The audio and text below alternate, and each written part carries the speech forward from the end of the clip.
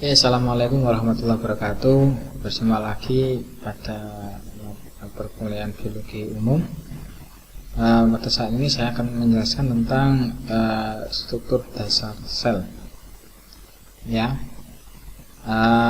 langsung saja. Jadi sel itu merupakan unit struktural dan fungsional terkecil dari makhluk hidup. Sel adalah struktur, ya, unit fungsional terkecil, ya, unit struktural dan fungsional terkecil dari makhluk hidup. Sel adalah unit terkecil struktural dan fungsional dari makhluk hidup. Jadi kalau hierarki organisme itu pertama sel, dari sel, ya, pertama dari sel. Sel yang sejenis dan memiliki struktur bergabung membentuk jaringan. Ya, misalkan sel otot membentuk jaringan otot, sel lemak membentuk jaringan lemak, ya, sel ginjal membentuk jaringan ginjal, ya, sel saraf membentuk jaringan saraf, ya, sel epidermis membentuk jaringan epidermis dan sebagainya, ya, sel tulang membentuk jaringan tulang. Nah, itu dari jaringan akan membentuk organ, ya. Di organ itu, satu organ bisa beberapa jaringan, ada jaringan saraf, jaringan otot, ya, jaringan pembuluh. Nah, itu, ya. Kemudian dari organ akan membentuk sistem organ, sistem pernafasan, sistem ekskresi, sistem koordinasi, sistem aspirasi, ya, sistem pencernaan. Dari sistem organ akan membentuk organisme. Jadi yang paling terkecil ialah sel, ya. Dan sel itu sendiri merupakan tempat berlangsungnya segala reaksi biokimiawi atau metabolisme dalam tubuh organisme, baik dia makhluk hidup itu yang uniseluler maupun multiseluler, ya. Langsung saja, ya.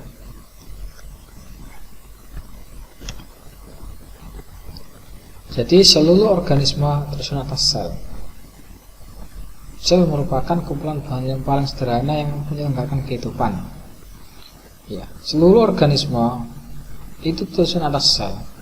Nanti organisme akan dibagi menjadi dua, yaitu organisme yang uniseluler yang hanya terdiri dari satu sel, dan organisme yang multiseluler yang terdiri dari banyak sel. Ya. Kemudian struktur sel itu sangat erat, sangat berhubungan dengan fungsinya. Fungsi sel banyak sekali tergantung dari jenis selnya. Kalau sel otot fungsinya untuk alat gerak aktif, ya. Bagaimana sel otot bisa menggerakkan tubuh, ya.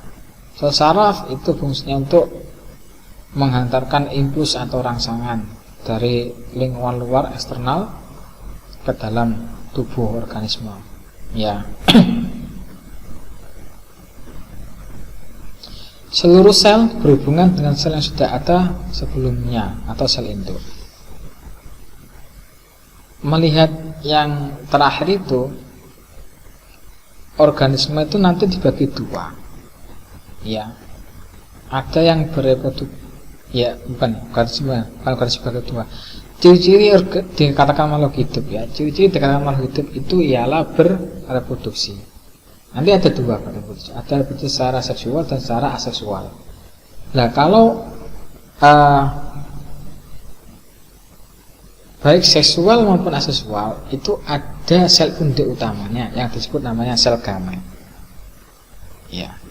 Contohnya bakteri melakukan pembelahan binary fusion, satu sel menjadi dua sel, ada sel induknya.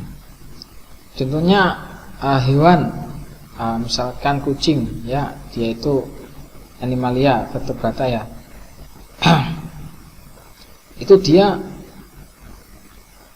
reproduksi secara seksual, artinya ada tukar gamet, ada sel gamet jantan, ada sel gamet betina, ada spermatozoa sama ovarium.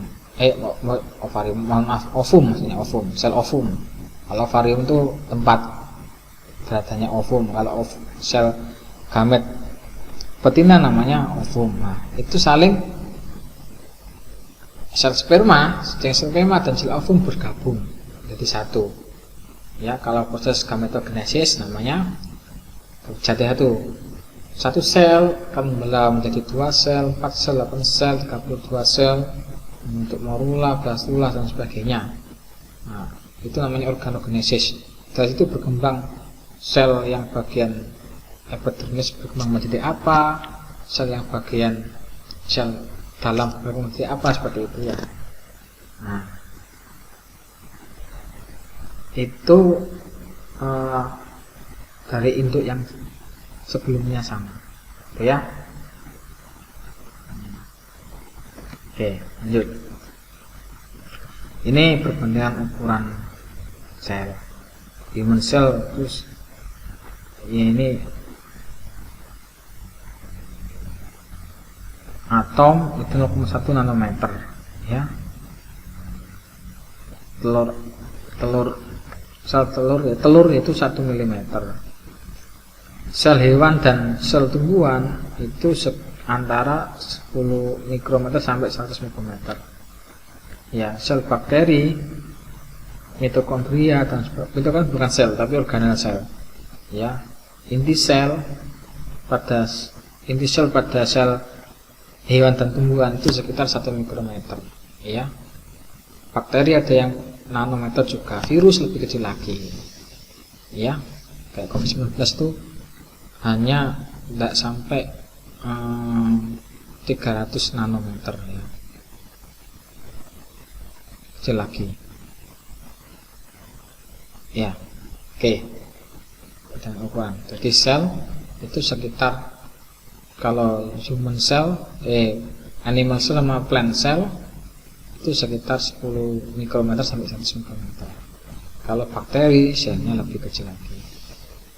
Yeast itu ukurannya hampir sama dengan sel hewan sama sel tumbuhan, itu ya. Ini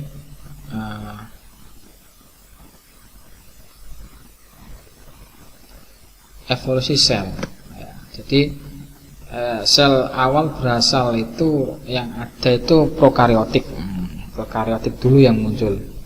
Kemudian pada tahun 36 billion itu juta-juta tahun yang lalu gitu ya. 3,5 miliar juta tahun yang lalu gitu ya. Miliar ya, 3,5 miliar tahun yang lalu itu yang awal prokariotik atau sel yang tidak memiliki membran inti. Kemudian muncul bakteri ya. Ada archaebacteria, ada eubacteria. Kemudian dari prokariotik nanti berkembang berevolusi menjadi ada yang memiliki mitokondria, nanti jadi sel hewan. Ada yang memiliki kloroplas, nanti akan menjadi sel tumbuhan. Itu sekitar tahun 1,5 miliar tahun yang lalu, billion years ago ya, miliar tahun yang lalu. Itu muncul organisme sel yang eukariotik, artinya yang mempunyai membran inti atau intinya ada bermembran ya. Ada protista, protozoa ya. Kemudian ada fungi atau jamu, kapang ya. Ada plantae dan ada animalia. Kemudian baru ditemukan virus, pokoknya virus DNA atau virus RNA ya. Nah, ini ukuran dari sel 1 sampai 100 mikrometer ya. Tuh. Ini jaraknya ya, surface areanya sekitar radiannya 12,6 gitu ya, 3 itu ya. Ini hanya perbandingan saja. Nah, ini pohon evolusi sel yang awalnya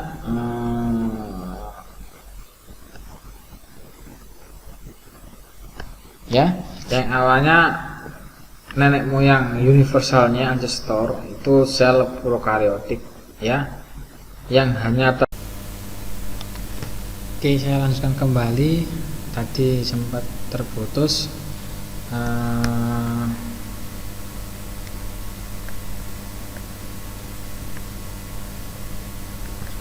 Jadi ini universal ancestor gitu ya. Jadi nenek moyang sel nanti akan berkembang menjadi sel bakteri ya. Ada archaebacteria, ecobacteria, di mana pada bakteri ini belum ditemukan organel sel, yaitu mitokondria atau kloroplas ya. Jadi berkembang ada dua, archaebacteria sama bakteria. Kemudian berkembang ke eukariotik. Nah, archaebacteria dan eubakteria ini disebut prokaryotik. Ini organisme yang tidak memiliki membran inti atau intinya tidak bermembran. Eukariotik itu organisme yang memiliki membran inti. Ya, ada animal, ada tumbuhan, ada fungi, ya, ada protozoa, ya, ada alga itu ya. Nah, kalau archaea itu golongan bakteri ya. Itu nenek moyangnya. Oke, lanjut aja.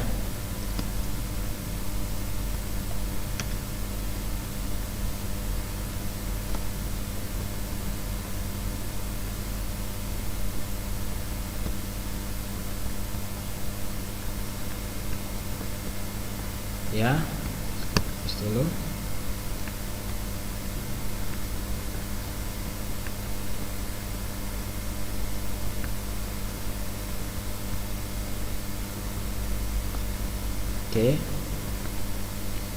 Oke, ini perbandingan antara sel archaebacteria, bakteri dan eukarya.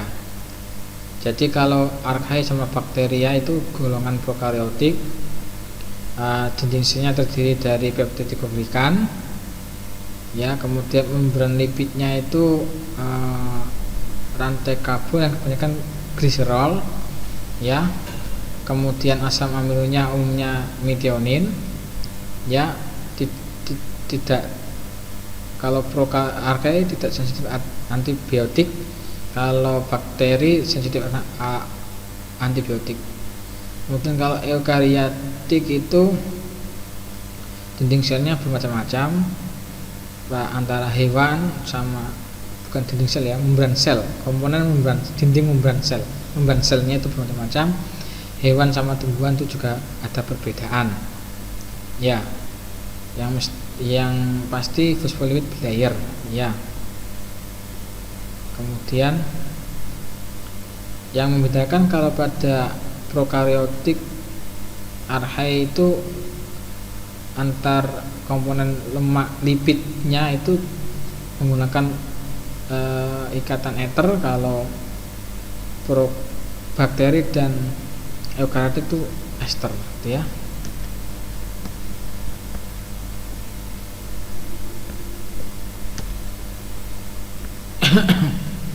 Ini secara umum sel bakteri ya, dia ada membran sel, punya dua, membran sel dalam dan membran sel luar. Kemudian dia tidak punya karena tidak memiliki membran inti, maka dia tidak memiliki nukleus atau inti sel. Temannya tapi memiliki daerah inti ya.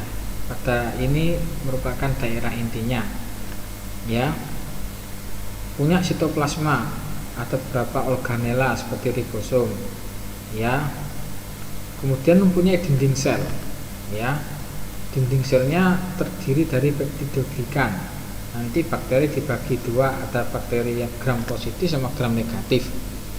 Kemudian punya kapsul yang melindungi bagian terluar dari pelindung tubuh bakteri. Di kapsul, membran luar, dinding sel, membran dalam. Ya, jadi pada bakteri itu punya dua membran, membran dalam dan membran luar, ya. Diameternya sekitar 0,2 sampai 2 mikrometer. Nah, dia punya villi, ya, kadang untuk reproduksi seks secara seksual, punya flagel untuk bergerak. Ya, kalau dia flagel satu namanya monotrik, kalau ada dua amfitrik, ya. Tuh. Ini sel tumbuhan. Bedanya dia mempunyai membran inti, maka kelihatan intinya. Ya. Dia mempunyai membran inti, jadi kelihatan intinya. Ya. Jadi bakteri juga punya inti tapi tidak berinti, tidak kelihatan. Namanya punya daerah inti. Ini punya nukleus, punya anak inti nukleolus, punya mitokondria yang tidak dimiliki oleh bakteri untuk menghasilkan ATP atau energi. Ya, punya serangka sel, punya ribosom, punya retikulum halus maupun kasar, ya. Nah, kemudian punya aparatus Golgi, punya membran plasma, ya, punya dinding sel, punya kloroplas. Kalau pada tumbuhan bedanya kloroplas, ya, untuk fotosintesis, punya vakula, punya dinding sel, macam-macam tumbuhan, ya, yang dari kitin gitu, ya. Yang kenapa kok punya dinding sel? Karena tumbuhan tidak bisa lari, tidak bisa menghindar kalau tekanan lingkungan buruk, jadi dia diperkuat dengan dinding sel. Kalau pada hewan tidak punya dinding sel, ya, itu ya. Dan sel hewan bedanya dengan sel tumbuhan, sel hewan tidak memiliki dinding sel dan tidak ada kloroplas, karena sel hewan tidak bukan makhluk yang autotrof yang bisa membuat makanannya sendiri, tapi heterotrof, ya. Tetap punya inti sel karena dan punya membran inti, maka disebut eukariotik. Punya mitokondria untuk menghasilkan ATP, punya aparatus Golgi, punya ribosom, retikulum plasma harus kasar punya, vesikel punya, ada yang beberapa punya flagel selnya, punya rangka sel sitoskeleton juga punya, ya. Kalau membran plasma hewan sama tumbuhan sama, itu ya. Ini jika mau melihat struktur sederhana, misalkan sel tumbuhan dipotong secara melintang atau membujur, ya. Kalau yang A ini pemotongan secara melintang, kalau B bujurannya dilihat bagaimana bentuk selnya, bekas penghulunya, itu bagaimana, ya. Oke. Komponen sel pada umumnya paling banyak itu sitoplasma, itu mengandung cairan 90% air, dan sisanya organela.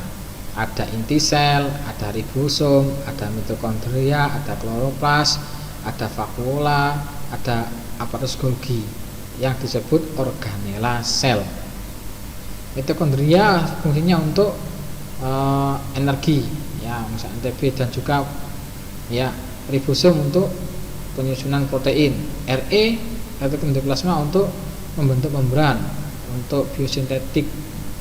Aparatus Golgi berfungsi untuk menyortir, mengirim produk sel, ya, misalkan metabolisme hasil sel itu dikirim oleh Golgi. Lisosom untuk pencernaan sel, kalau ada benda asing yang masuk ke dalam sel itu dicerna oleh lisosom. Nukleus inti sel itu di dalamnya ada material genetik, ya, yang berisi informasi seluruh informasi pada organisme tersebut pada material genetiknya. Membran inti, ya, itu pembatas antara lingkungan luar sel dan dalam sel, ya. Oke. Bukan membran sel yang pembatas, ya. Membran sel yang pembatas antara lingkungan luar dan lingkungan dalam sel. Kalau membran inti itu yang memisahkan daerah inti dan bukan daerah inti, pembatas. Tapi kalau pada eukariotik, ya, pada sel eukariotik punya membran inti, kalau prokaryotik tidak mempunyai membran inti. Ini gambar penyusun sel daun, ya, yang ini, ya, dia lebih tebal karena punya dinding sel. Kalau sel hewan tidak punya, ya, ini pun sel epitelium, tetap punya inti, punya sitoplasma, gitu, ya. Oke. Kemudian pembelahan sel bisa pembelahan binary fission, ya. Jadi satu sel menjadi dua sel. dengan pembagian organisasi yang sama nantinya. Nanti ada proses namanya pembelahan sel. Oke. Ada spesialis sel. Jadi satu sel nanti ada yang menjadi sel epitelia, ada menjadi sel yang punya silia, ada yang kalau pada hewan ada yang menjadi sel saraf, ada yang menjadi sel darah, ada yang menjadi sel tulang, fibroblast misalkan, dan sebagainya. Dan kalau pada tumbuhan satu sel tadi berkembang nanti akan menjadi yang saya jelaskan di awal tadi, yang video awal. Jadi sel induk ya, nanti sel menjadi ada yang menjadi akar, ada yang menjadi pembuluh silem, pembuluh floem ya. Ada yang menjadi sel daun, sel batang, sel akar dan sebagainya. Yang kesemua itu memiliki kriteria karakteristik yang berbeda-beda antara sel batang, sel akar, sel daun itu beda-beda. Oke.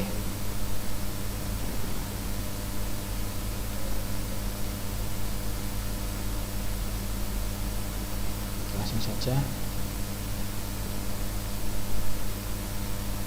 Jadi itu dulu yang dapat saya sampaikan ya, pengantar sel. Kita lanjutkan ke pertemuan berikutnya, mungkin masih tentang sel ya. Demikian sekilas dari saya. Wassalamualaikum warahmatullahi wabarakatuh.